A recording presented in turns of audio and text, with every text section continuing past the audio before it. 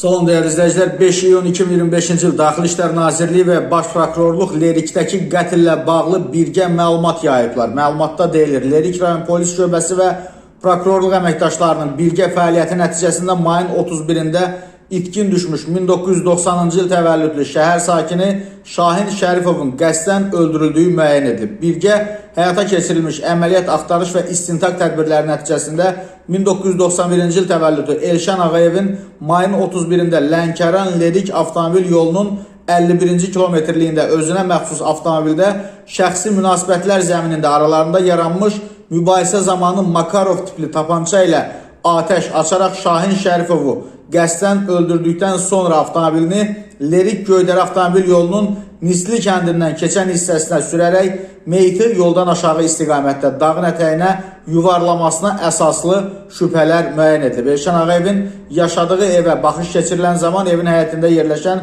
qarajın içərisindən Makarov tipli tapança, ona məxsus daraq və 159 ədəd patron, həmçinin avtomobilinə baxış keçirilərkən isə saxlanc yerindən bir ədəd patron aşkar edilərək maddi sübut kimi götürülüb. İş üzrə müvafiq prosesual hərəkətlər icra, eləcə də zəruri ekspertizalar təyin olunmaqla istintaq və əməliyyat axtarış tədbirləri davam etdirilir. Faktla bağlı Lerik rayon prokurorluğunda Cinayət Məcəlləsinin 120.1 qəsdən adam öldürmə maddəsi ilə cinayət işi başlanıb. Elşən Ağayev polis əməkdaşları tərəfindən saxlanılaraq istintaqa təhvil verilib və prokurorluq tərəfindən şübhəli şəxs qismində tutulub. Bağlı qalmış cinayət işləri, o cümlədən itkin düşmüş şəxslərin axtarışları daim diqqət mərkəzində saxlanılmaqla onların tapılması, cinayət əməlini törədən şəxslərin ifşa olunaraq məsuliyyətə cəlb olunması istiqamətində aidiyyatı dövlət qurumları tərəfindən mütəmadi olaraq birgə tədbirlər davam etdirilir. Bu arada dəyərli izləyicilər,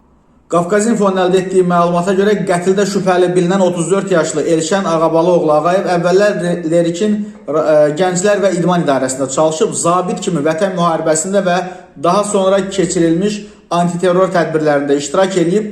Elə antiterror tədbirlərində snayper gülləsinə tuş gələn Elşən həmin vaxt hospitala yerləşdirilib və onun psixologiyasının da pozulduğu və psixi müalicə aldığı bildirilir. Digər bir məlumata görə isə Ağayevlə Şərifov əvvəllər tanış olublar əvvəldən və onların arasında münaqişənin hansı səbəbdən baş verməsi, atəşin harda açılması və digər detallar hələlik məlum deyil. Həmin qazinin tapança silahını necə əldə etməsi və saxlanılması da araşdırılır.